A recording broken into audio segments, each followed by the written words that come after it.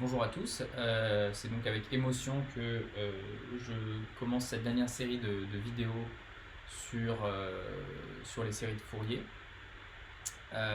Et je vous rappelle un petit peu où on en était la dernière fois, à savoir que on avait bien expliqué que le but c'était d'être capable d'approcher une fonction f par des cosinus et des sinus.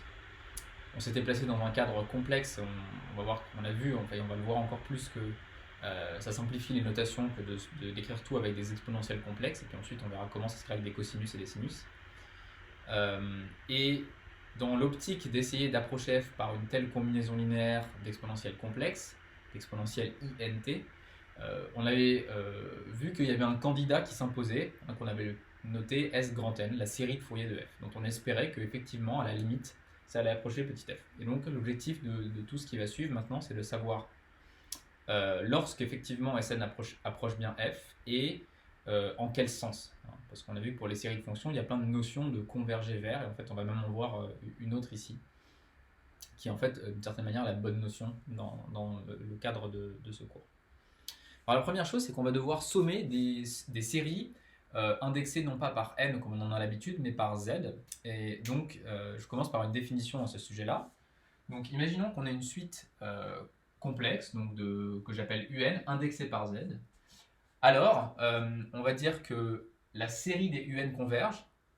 Donc ici, ayant au préalable précisé que c'est une série indexée par z, on entend la série un au sens pour tout n appartenant à, enfin, au sens où on va sommer sur n appartenant à z. Si à la fois la somme des termes pour n positif et des termes pour n négatif convergent. Donc une manière d'écrire ça, c'est de dire que la somme des un où n est pris positif et la somme des u moins n où n est pris plus grand que 1, ici plus grand que 1 pour pas compter deux fois u0, et bien si ces deux séries convergent, alors on va dire que la série des un converge, et dans ce cas-là, de manière assez naturelle, on va écrire la valeur de sa somme, on va définir la valeur de sa somme comme étant la somme justement des deux sommes de ces séries convergentes.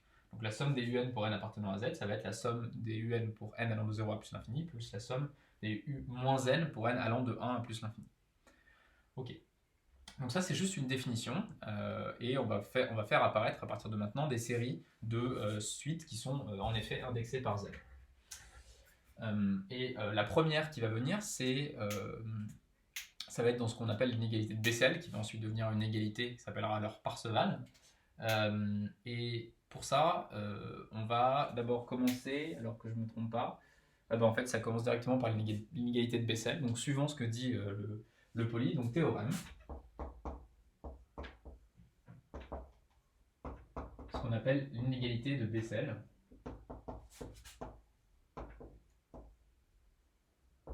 D'une certaine manière, c'est pas cette inégalité qu'il faut retenir, c'est le théorème qui va venir ensuite, qui s'appelle l'égalité de Parseval, qui est une précision de ce premier théorème. Okay, donc c'est pas grave, on va quand même l'énoncer. Et ce théorème, qu'est-ce qu'il dit?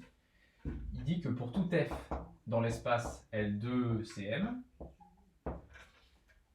eh bien, la série des coefficients de Fourier de la fonction, la série des Cn de f avec des modules au carré, est convergente. Et de plus, on a une estimation de sa somme par au-dessus. C'est-à-dire que la somme des Cn au carré pour n appartenant à z converge. Alors je devrais l'écrire comme ceci, hein. La somme converge, où on sous-entend bien qu'on prend que Cn est une suite indexée par z, donc j'ai pas besoin de préciser que j'indexe bien la suite par z ici.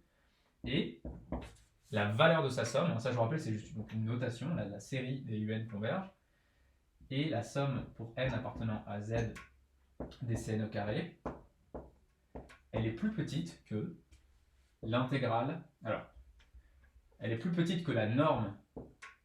Excusez-moi, ici les Cn c'est bien sûr les Cn de f. Donc ici aussi. Et cette somme des Cn de f en module au carré est plus petite que la norme de f au carré. Norme 2. Alors ça, je vous rappelle que par définition, c'est rien d'autre que 1 sur 2 pi, l'intégrale de moins pi à pi de f de t au carré dt.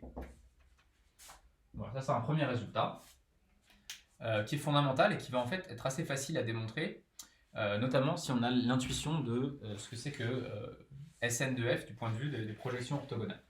Donc allons-y.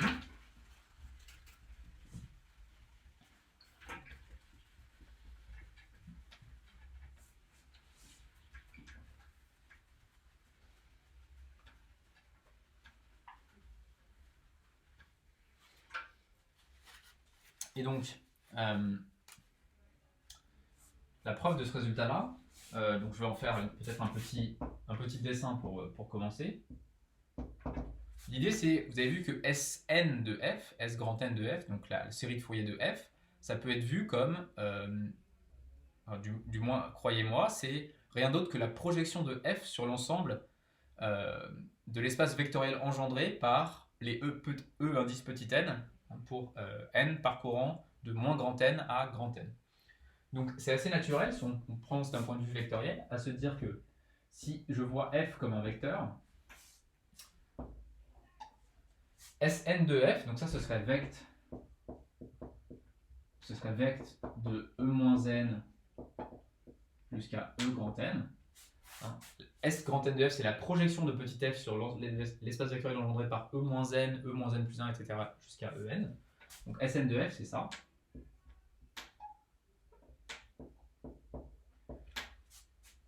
D'accord. Donc on a envie de dire que ici, là, on va avoir f moins Sn de f.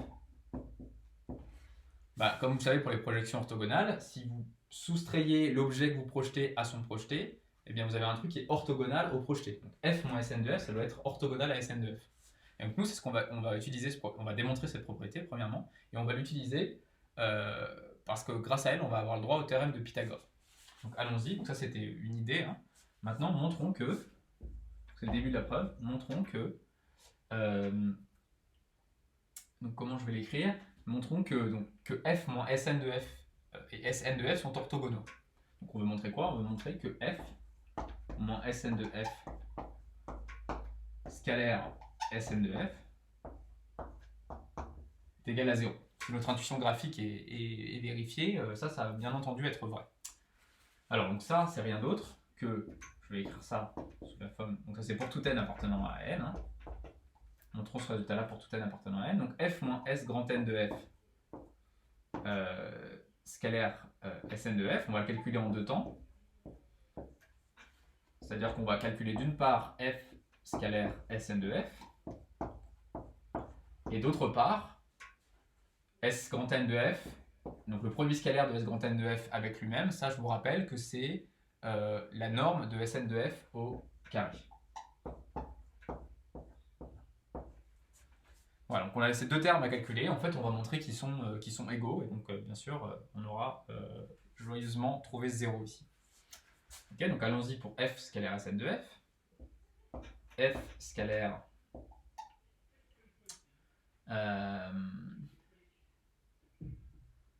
Alors, est-ce que je suis en train de le faire dans le bon sens, ça? Donc ici, on va avoir f scalaire Sn, ce qui va faire la somme des Cn de f. En, bon, ok. Allons-y pour ça.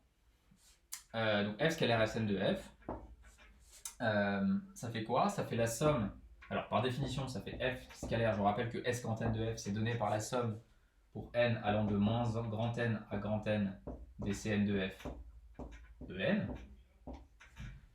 par linéarité, alors ici c'est la sesquilinéarité qui va jouer. Je vous rappelle que quand vous avez des scalaires dans le deuxième membre du produit scalaire, ils sortent avec une barre, c'est leur conjugué qui sort, donc ça va faire quoi? Ça va faire la somme pour n allant de moins n à n des Cn de f bar et puis f scalaire En. Ok. Mais là, les choses peuvent s'écrire de manière encore un petit peu plus agréable, puisque f scalaire En, je vous rappelle que par définition, le produit scalaire de f avec En, c'est rien d'autre que Cn de f. Et donc, cette somme-là, c'est rien d'autre encore que, je vais l'écrire au-dessus,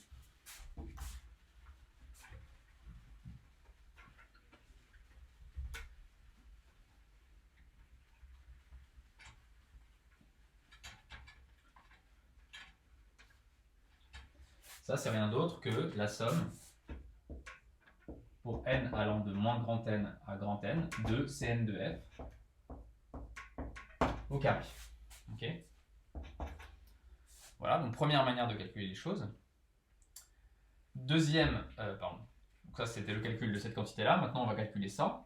Alors je vous rappelle que quand, ça c'est une des propriétés qu'on a vues précédemment dans le poly, on a vu que si P est un polynôme trigonométrique, la norme de P au carré, c'est la somme de ses coefficients, si vous voulez ses coefficients de Fourier, en module au carré. Je vous rappelle que,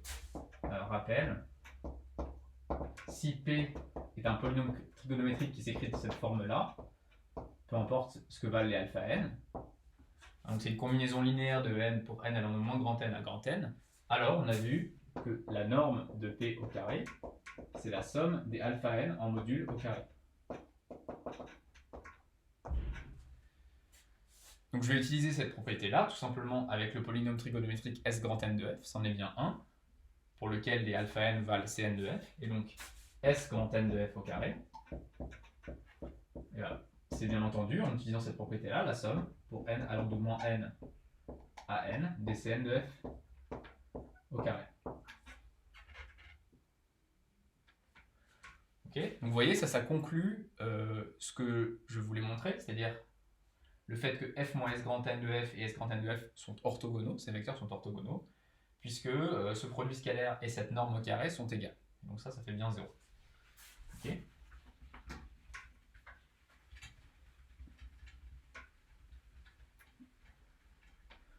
Et on a vu comme propriété du norme d'un produit scalaire, on a vu que la norme de f plus g au carré, c'est norme de f au carré plus norme de g au carré, plus 2 parties réelles de f scalaire g. Donc on avait dit quand f et g sont orthogonaux, la partie réelle de f scalaire g fait 0, et donc on a le théorème de Pythagore. Quand f et g sont orthogonaux, f norme de f plus g au carré, c'est norme de f au carré plus norme de g au carré.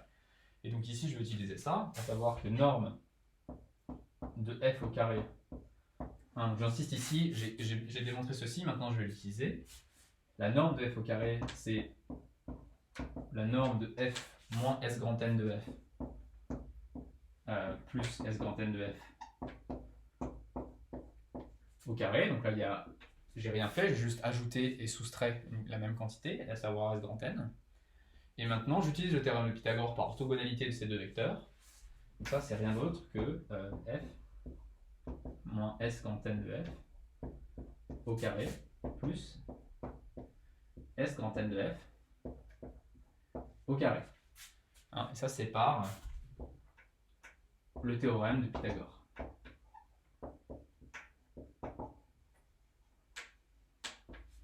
Ok. Donc là, on a presque fini. Pourquoi ?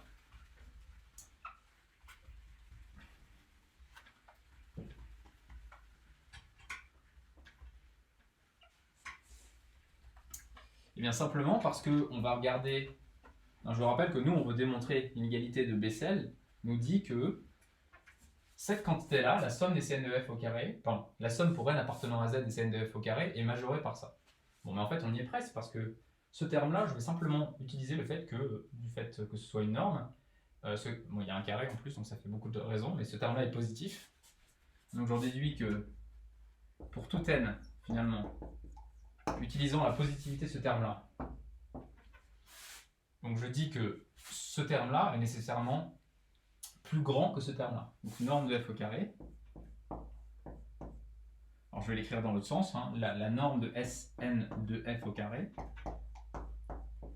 c'est plus petit que la norme de f au carré.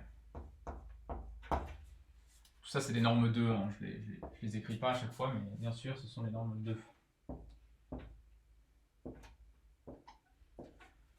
Voilà, donc on a cette inégalité-là. Bon, mais ça, on vient de voir ce que ça vaut. Ce truc-là, ça vaut la somme des Cn de f. La somme, c'est absolument équivalent à dire que pour tout n appartenant à n, la somme pour n allant de moins grand n à grand n des Cn de f au carré est plus petit que la norme 2 de f au carré. Le stylo commence un peu à fatiguer. Du coup, qu'est-ce que j'en déduis de cette merveille ? Oublions un instant ces Cn de f. On va peut-être un peu moins s'embrouiller. Si j'appelle ça An, j'ai une série dont la somme partielle en voyant ça comme une somme partielle. Une série de termes positifs dont la somme partielle est majorée. Donc ça, c'est un des grands théorèmes sur les séries positives, donc la série converge. On est juste en train de dire que une suite, je rappelle que la série les sommes partielles d'une suite positive, ça vous donne une suite qui est elle-même croissante, et donc si elle est majorée, elle converge. C'est juste ça que je suis en train d'écrire. Donc ici, comme Cn de f au carré est positif, cette majoration me dit que, nécessairement, j'en déduis que la somme, alors du coup ici j'en déduis que la somme pour n allant de 1 à plus l'infini, bon, je vais peut-être le dire directement avec la définition qui précédait, ça implique que la somme totale, où je somme sur n appartenant à z, donc je ne l'indique pas puisque les Cn sont indexés par z, la somme des Cn de f au carré converge. Et de plus, j'en déduis que lorsque je fais donc faire tendre n vers plus l'infini, et j'en déduis que la somme de cette série est majorée par cette borne-là. J'insiste sur le fait que cette borne-là ne dépend pas de grand n. Quand je passe à la limite, quand grand n tend vers plus l'infini, ce que j'ai le droit de faire maintenant que je sais que la série converge, j'en déduis que, de plus, ce qui est l'autre partie de l'inégalité de Bessel, qui est en fait la partie intéressante, j'en déduis ceci.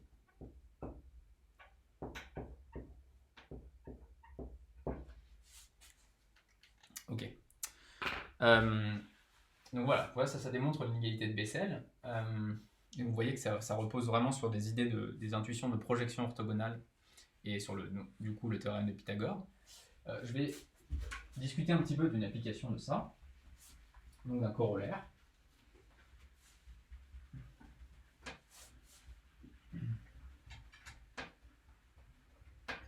Le corollaire, c'est le suivant. Donc le corollaire, il dit quoi? Il dit que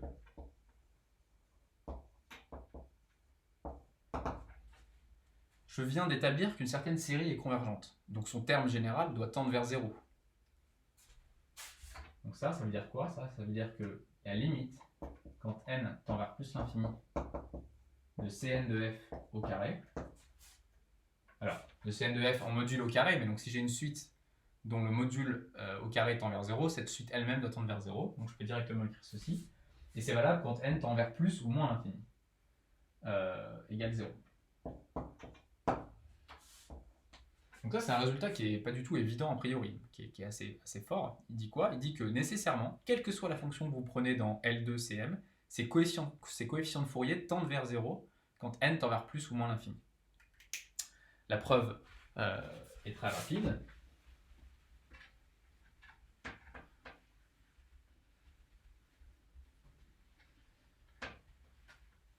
Et que dit cette preuve? Elle dit que la série des Cn de f au carré converge. Donc là, je suis dans la preuve du résultat. Donc ça implique quoi? Ça implique à la fois, on l'a vu par définition, que la somme pour n, pour n plus grand que 0 des Cn de f au carré converge. Et puis même chose pour la somme pour n supérieur ou égal à 1 des c moins n de f au carré. Ces deux séries convergent. Et donc, vous avez deux séries convergentes, donc leur terme général tend vers 0. Donc j'en déduis quoi? Ça implique que Cn de f au carré tend vers 0 quand n tend vers plus l'infini. Et puis que C moins n de f au carré aussi.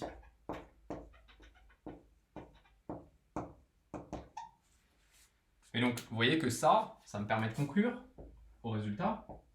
Pourquoi? Parce que, je passe au vert ici, parce qu'encore une fois, une suite dont le module au carré tend vers 0, ça impose à cette suite qu'elle-même doit tendre vers 0. Donc ça impose que Cn de f, vous pouvez vérifier ce résultat-là, tend vers plus l'infini. Et puis ici, modulo changeant variable n donne moins n, ça implique que c'est moins n, pardon, que c'est n de f tend vers 0, mais quand n tend vers moins l'infini. Voilà, tout le résultat du corollaire. Ok. Ensuite, alors donc je vais arrêter cette séquence après juste une remarque. C'est que ce corollaire, en fait, souvent on lui donne un nom, c'est même souvent appelé un théorème. Donc je vais l'écrire sous forme d'une application.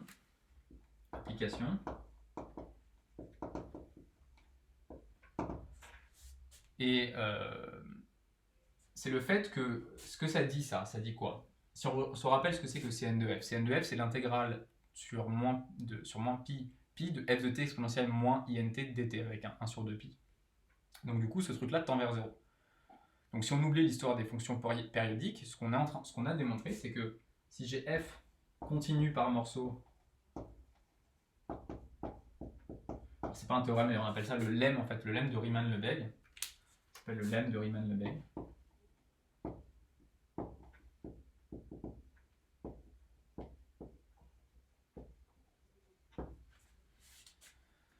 Donc le lemme de Riemann-Lebesgue, il dit quoi? Il dit que si j'ai une fonction qui est continue par morceau sur AB, alors eh bien, l'intégrale de a à b de f de t exponentielle int, exponentielle moins int tend vers 0, quand n tend vers plus ou moins l'infini.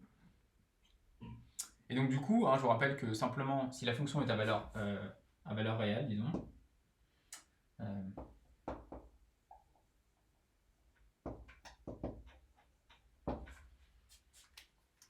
donc je sais que l'intégrale de a à b de f de t exponentielle int dt, exponentielle moins int dt tend vers 0 quand n tend vers plus ou moins l'infini. Et en général, ce théorème, on l'écrit non pas avec l'exponentielle complexe, mais avec cosinus et sinus. Enfin, ça dépend des situations. Légèrement coupé, donc j'ai déjà écrit la suite, à savoir que je disais que la convergence vers 0 de cet objet-là, comme la fonction est à valeur réelle, ça implique que si j'écris ça c'est une suite complexe, c'est une suite complexe, je peux appeler ça UN si je veux. Bon, cette suite se décompose comme AN plus IBN, où c'est pas très compliqué de voir ce que valent AN et BN, il suffit d'écrire exponentielle INT comme cosinus NT plus I sinus NT. Et donc, vous avez une suite complexe qui tend vers 0, donc ces parties réelles et imaginaires tendent vers 0, c'est-à-dire l'intégrale de A à B de f de t cosinus NT dt tend vers 0, et même chose en remplaçant cosinus NT par sinus NT. C'est ça qu'on appelle le lemme de Riemann-Lebesgue.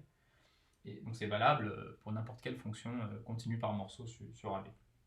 Voilà. Et donc, je m'arrête là. Alors, donc, en prévision des prochaines vidéos, donc, voilà, là maintenant on a établi une inégalité. Et maintenant on va parler des gros théorèmes de ce cours qui donnent justement un cadre, on va en voir d'autres, mais pour lequel on a convergence de Sn vers F, et on va voir en quel sens.